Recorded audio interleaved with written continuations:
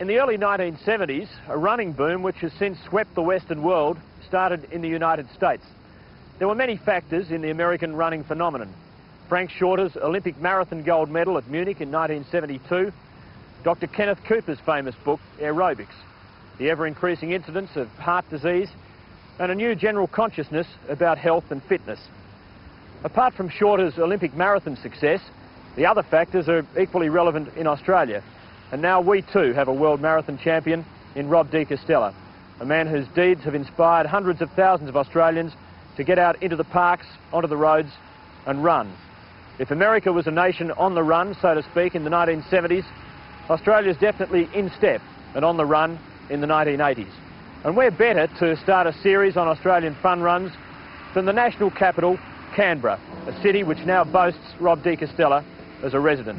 And we start with a marathon, the Nike International, incorporating the Avon Women's event and the ACT Championship.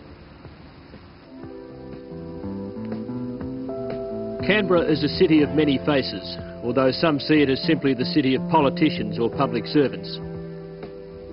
It's a city of magnificent buildings, with more to come. It's the city of the big lake. And it's a city of runners, from the best in the world down to the casual jogger. A city too of sculpture and art. Much of the charm of Canberra lies in its modern nature. The layout of the city and the architecture therein are nothing if not inventive.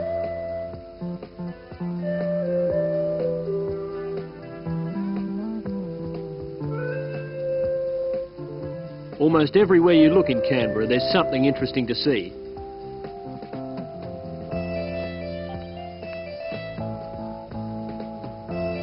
It's a city made to order for serious runners or casual joggers. While its climate can be severe, its cool winters are quite conducive to running, which can be done by the lake if you run close to the city centre, or in the forests, hills and other pleasant natural settings which lie within easy reach.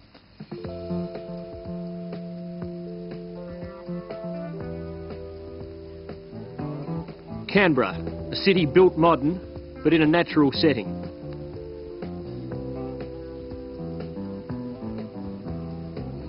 Lake Burley-Griffin dominates the city layout, and not surprisingly, the Nike Marathon course is never far from it. The course consists of a loop at the start, followed by a double out and back section. The out and back part runs almost the full length of the southern shore of the lake. Being an out and back course, it can provide no natural advantages. Any downslope must be counteracted by an upslope eventually, and a tailwind on any section of the course becomes a headwind on the way back. In the main, the course is a flat one, but near the western extremity at Western Park lies a hilly section which is confronted 4 times in the event.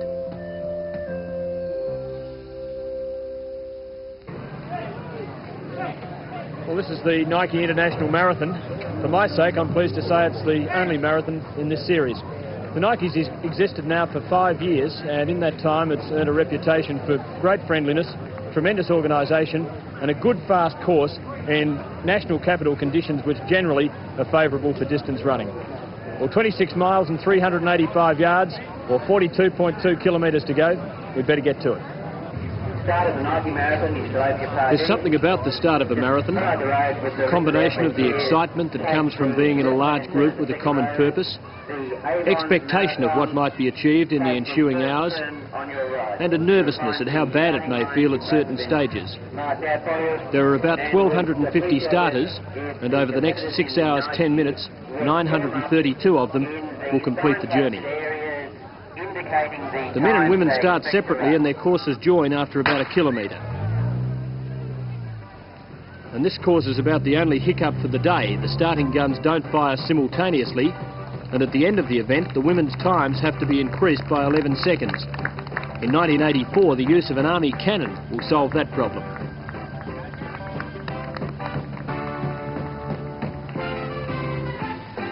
The separate starting points are used to give the women a chance to sort themselves out early, rather than being engulfed by a mass of male runners at the gun.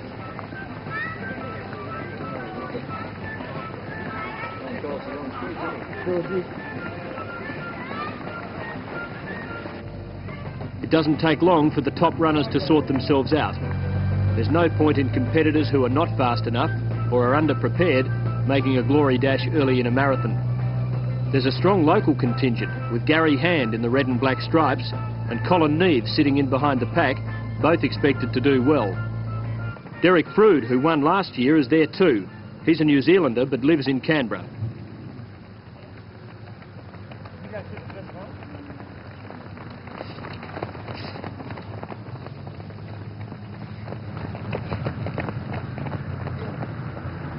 Behind the leading bunch, the runners of all standards, from sub 2 hours 25 minutes to those who will take 4, 5 or even 6 hours to complete the event, are finding the tempos which they hope they can maintain for 42 kilometres.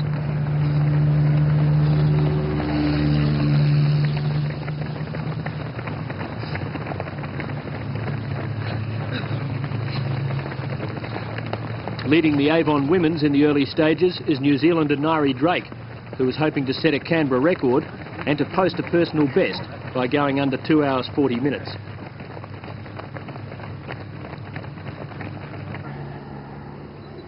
Besides its proximity to the lake, the course also takes us past some of Canberra's other famous landmarks. The War Memorial makes a striking backdrop to the field on the outward section of the opening loop, while the inward leg takes us to the foot of the Parliament House steps, prompting plenty of political banter. Still got a donkey.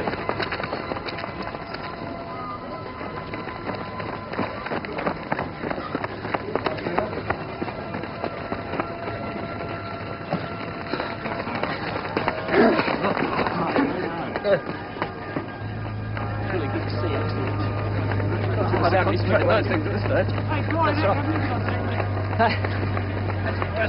It's actually very good. I think to see that too. The jokes and general conversation evident in the excitement of the early stages will diminish as the kilometres take their toll. The tall New Zealander Bruce Blair is taking his turn to pace the leading bunch, but the group is still together with Gary Hand and Derek Frood at either of Blair's shoulders, and Colin Neave behind them, giving Canberra and New Zealand a good share of the early lead.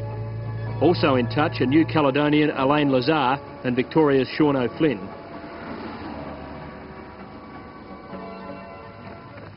While that war is waged out in front, many more are in progress back in the field. The Avon Women's event is expected to be fought out between Nairi Drake and another New Zealander, Judith Hine, who won the women's section of the Nike in 1981. Hine, like Drake, is shooting for a sub 240. The first Australasian woman to finish receives a trip to an international marathon of her choice, so the competition between the New Zealanders is keen.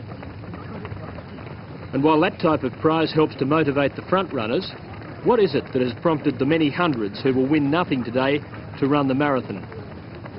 Dr. Kevin Murray, who has studied this question at the Melbourne University Psychology Department, believes that these runners might belong to one of 6 categories.